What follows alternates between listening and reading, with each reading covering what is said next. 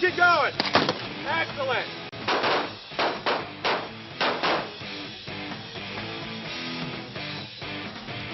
While America's 700,000 law enforcement officers provide public safety nationwide, it is the more than 2 million security officers employed by public and private agencies that the average citizen will interact with on a day-to-day basis. These forces protect such venues as shopping centers, neighborhoods, the workplace, along with more critical assignments such as nuclear power plants and seaports. Demand for increased and specialized protection has resulted in unique private sector solutions, such as the CIS Anti-Terrorism Officer Program.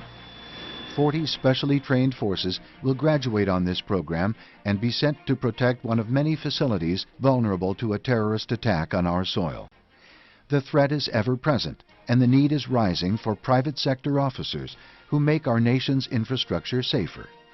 Critical Intervention Services, better known as CIS, has provided a wide variety of security programs for a diverse number of clients, and their reputation grows with every new assignment. But founder Casey Poulin saw a need for something more. Critical Intervention Services was started in 1992, and the focus was high-end protective services.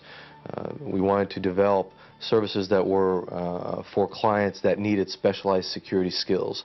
Initially, it was more towards high-crime communities, executive protection, workplace violence, and things of that nature. Post 9/11, of course, evolved a different type of need, which is where we developed the Anti-Terrorism Officer Program. Candidates for the ATO program will need a special set of qualities for this assignment: knowledge of our known enemies and their practices, the art of deterrence, spotting danger in seemingly normal situations, and resolve in the face of terrorism. Take him out! We basically looked for the prior military folks and put them through a battery of testing. The first cycle of hiring, we processed probably about 750 applicants, and out of that we picked 40. Prior military experience is highly preferred for consideration, and these candidates all have different backgrounds and reasons for joining. The ATO program consists of 11 intense days, beginning with comprehensive classroom instruction and continuing with weapons training and qualification for both handgun and assault rifle, hands-on scenarios, and tactical field training. Combine the candidate's dedication with instruction provided by world-class field experts, and the result is a program with standards unmatched by any other civil readiness training for the war on terror. Cover, 360 check, and it goes back in. There's an open door there. I want to know what's in that room. Okay? Elite protection requires elite instruction. The training has all been administered by the S2 Safety and Intelligence Institute, the sister company of CIS. The instructors were carefully selected for their backgrounds and unique experience in different areas, ranging from tactical response all the way to anti-terrorism and force protection management. When we return, the candidates discover that providing this level of security is much more than shooting a gun.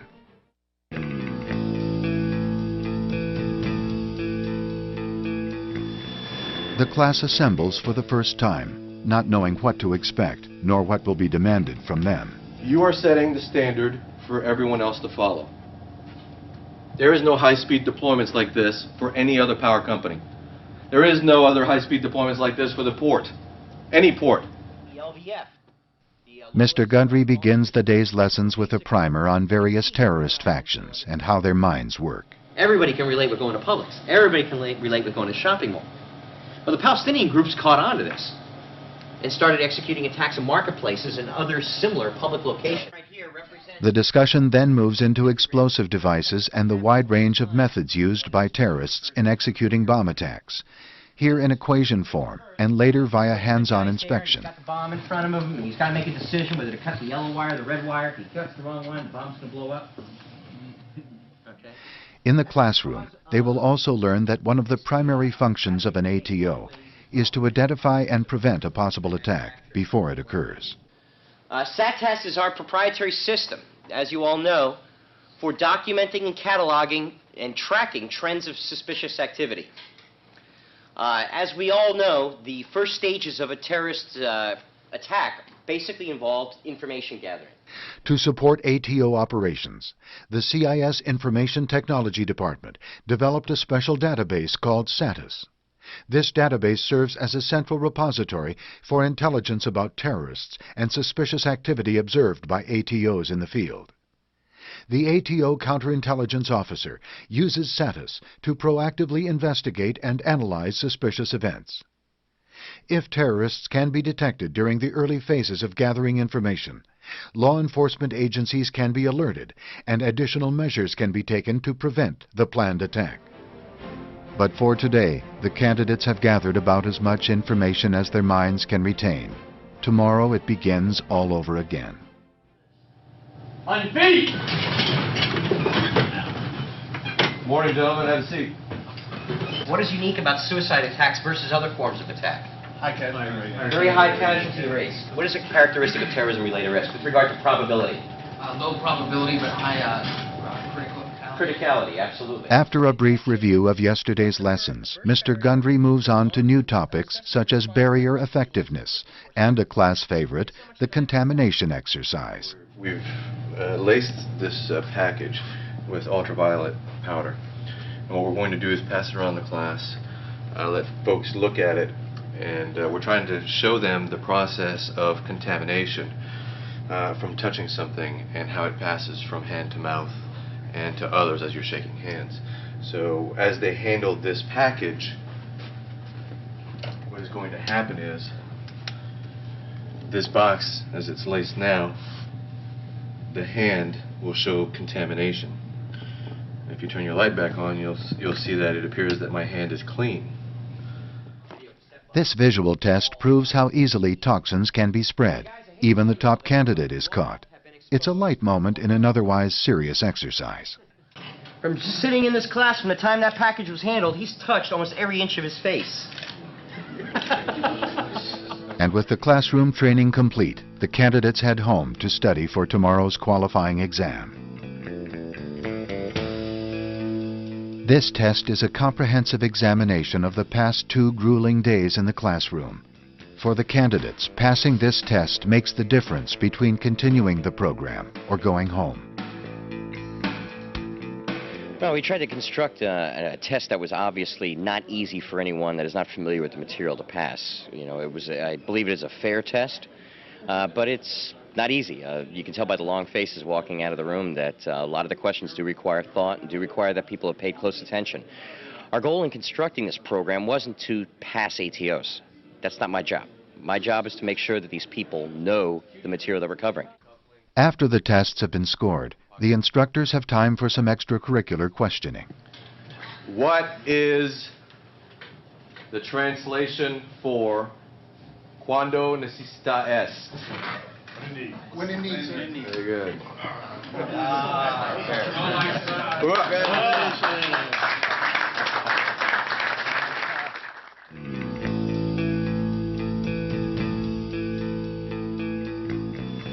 There are 2 primary types of weapon systems that the ATOs are using out there in the field within the domestic United States, and that's the 9mm handgun and air. Gordon will be joining the first ATO training class, giving us an inside view of this one-of-a-kind program.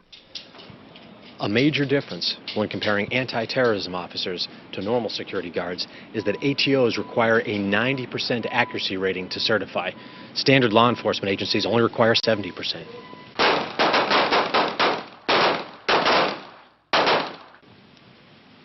The purpose of this particular shooting drill is for the shooter to shoot the cue out of the target. Tim, the instructor, can do that in 2 rounds while laying upside down on his back. The recruits, it takes a few more rounds. I didn't get the cue out on the first one, though. It came close. I think about 5 more shots, I would have got it. While this qualification may seem the stuff of action hero movies, the reality is that each shot must be accurate. 3 accurate match grade shots. Every bullet aimed with a purpose, because in the protection of the civilian world, there is no such thing as acceptable losses.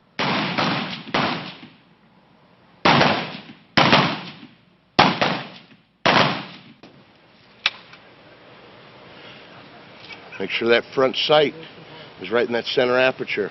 You're almost bottomed out on your front sight. Yeah, That means it's as low as it can go, and it's as high as the nose will rise. I'm aiming the same place every time. You can see I got tight groups. Is it head or neck? It's in the neck. He ain't gonna be swallowing anything. No, he won't be. Rick, the AR-15, a fairly basic weapon Yes, as it it is. relates to law enforcement and military. Take us through. All right, basically what we have is a semi-automatic gas-operated weapon system. That means that gas channeled through the gas tube operates the mechanism of the gun. All right, we don't require recoil like a semi-automatic handgun would. When we deploy any weapon system, we've got 4 basic fundamentals that we're looking for accurate shot placement. Number 1 is the proper stance, the proper grip on the gun, proper sight alignment and sight picture, and proper trigger control. If any one of those things are wildly out of whack, we're not going to hit the target ideally where we want to. Colin, we're just concerned. We overheard some rumors that you're blaming some of the results on the weapon itself. Oh yeah, no, I can't shoot at all, and yeah, it's got to be the weapon system without a doubt, definitely. No such But thing as How you feeling? You know, you've been grinding it out in the classroom. You first want to finish the written examination after, again, 3 full days of classroom activity. Now you're out here in the nice brisk cold working the weapon. Oh, it's nice to finally be out and getting some of the hands on again. From the AR-15 range, we moved to handgun qualification, where those who didn't bring their best aim were soon taught by the instructor. Although this is your secondary weapon, your primary weapon is going to be slung across your chest. Your AR is going to be the primary gun.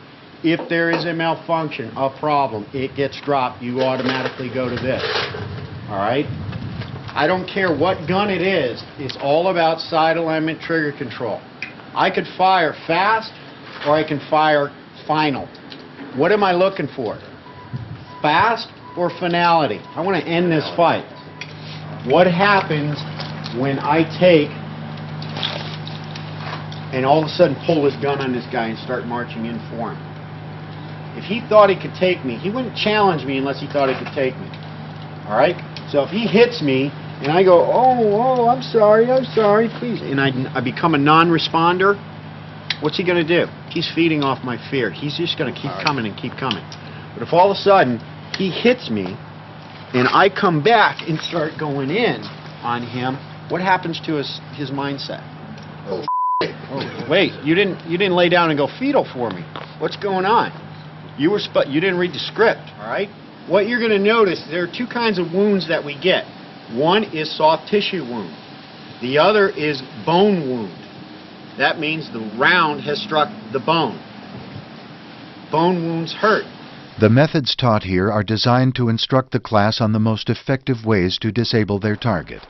Skills learned here will soon be second nature to these candidates, with the hopes they'll never need to be used. Now what? That's 4 inches across, 3 inches across, 3 inches down. How many of you feel that's an accurate target that you can deal with if it's moving at you? Not real easy. The body armor drill used to teach 2 to the chest, 1 to the head. We don't do that. What we do is what they call Mozambique. We go to 2 to the chest.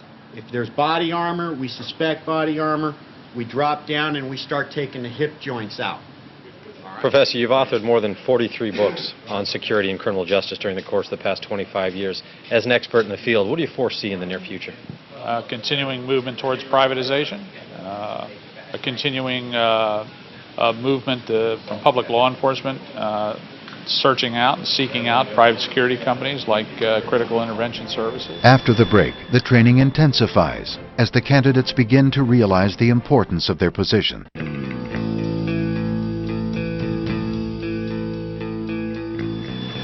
This production was designed to familiarize you with the fundamentals of how... The second week begins with hands-on training. Today, the class will be conducting a mock facility search of a room looking for potential explosive devices. Here are your search zones, gentlemen. All right? You will be blue. You will search the blue zone. You will search the yellow zone. And your team is going to search the green zone. Start off with the room indicated as 1. And then... While you're doing your search, what are you looking for? I'm looking... I'm looking for stuff. I'm looking for stuff that's on waist level or below that is looks like it's out of place, basically. See the wires? Deadly surprises can be found in even the most innocent of items. Here they find a plastic shopping bag hiding a shrapnel bomb rigged with nails.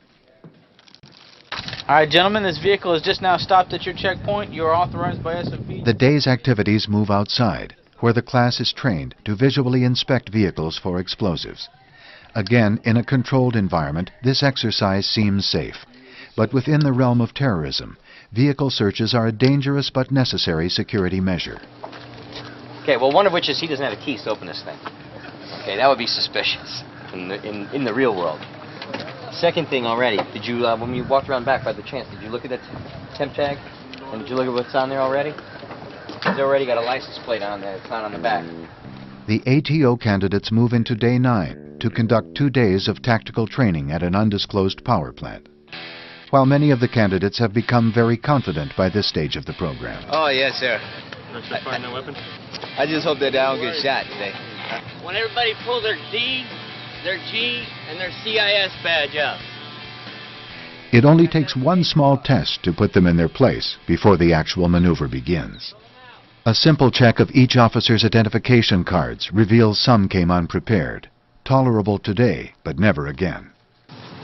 Squad leaders, I want you to look down your ranks. The individuals that are sitting down are out of uniform. All right? According to the state of Florida, you will have your D, your G, and your state agency ID on you at all times. Look at how many fines we have here, gentlemen. Wrong answer. If you show up to my training without the proper licensing, what does that tell me? You're going to show up to my job site without proper ID. From this point to the end of the training, everything is evaluated. Alpha 1 is what we call personnel gate, walking in. This group will be conducting searches at an entry gate with hostile intruders attempting to breach the facility, while Bravo Group practices car exit drills. Always got to do that counter roll. Done. What happened here? Move out the way. This is your kill zone. Get the hell out of it.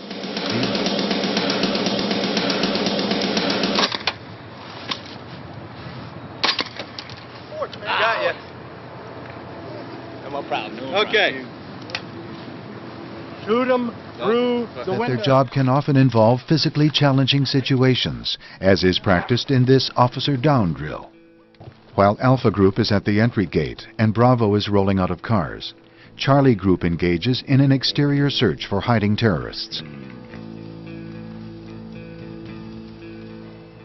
The target acquired. The target in range.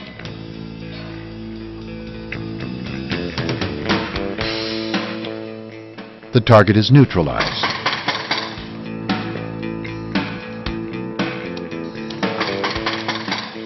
But in this exercise, targets shoot back. And it shot out at a fairly high speed. And I'm going to tell you what, you take your licks. On the other hand, sat right there. This thing wouldn't fill enough BBs. I saw him, Joe. Battle scars. Good That was stuff. from the airsoft? That's from the airsoft. Not too soft, huh? No, pretty good stuff.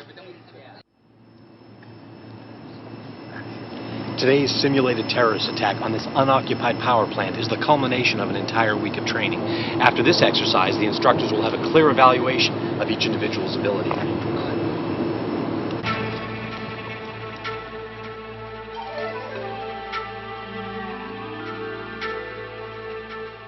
As the sun begins to set, the instructors will take their place inside the cavernous power plant, waiting to ambush the ATOs as they conduct their search.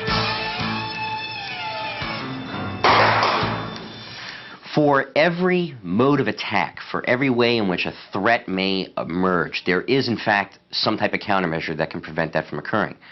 But for every protective operation that one can practically put into effect, there will always be some vulnerability that could possibly be exploited.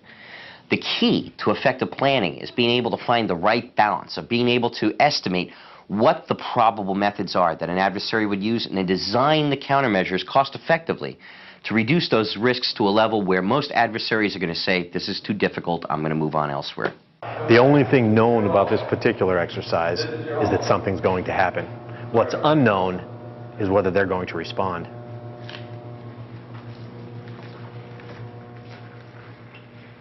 The team moves forward. Search.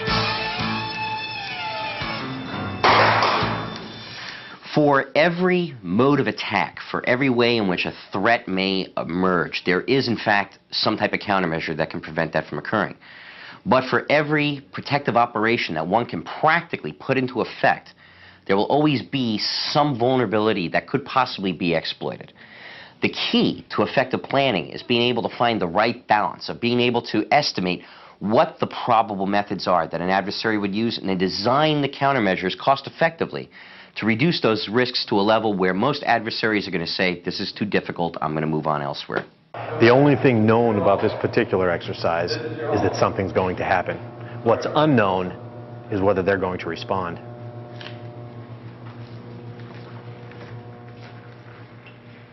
The team moves forward, expecting the unexpected, and knowing there's a good reason for it. The interior of this plant is full of hidden chambers, mazes of pipes, and concealed intruders. It's hide and seek on a giant movie set, with much higher consequences for failure.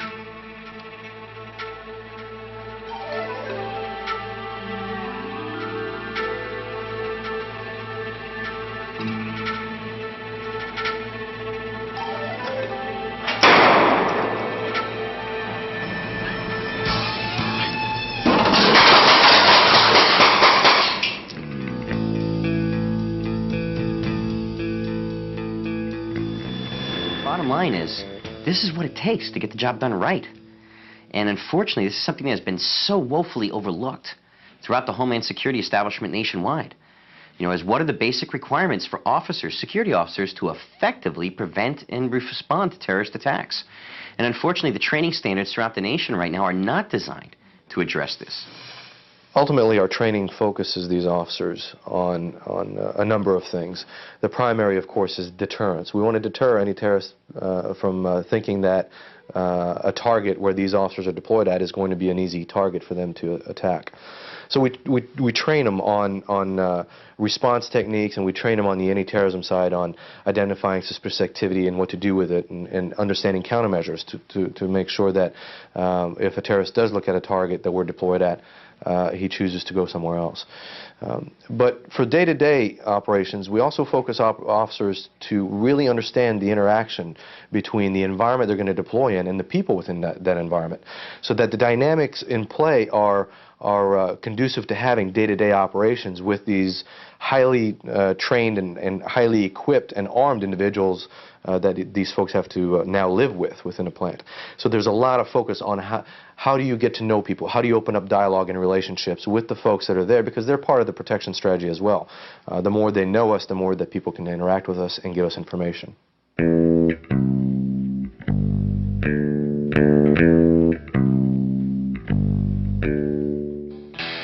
Graduation day finally arrives. Those at the top of the class will go on to serve as team leaders at the facility they are assigned to protect. I told you this on day one, I'm telling you this again now. You're protecting my family, and you're protecting each and every one's family right here that sits at this table. And hundreds of thousands of others, all the way up the coast of Florida, into other states. What you are doing matters. If you don't perform and something happens, there will be consequences. Congratulations, gentlemen. Dismissed.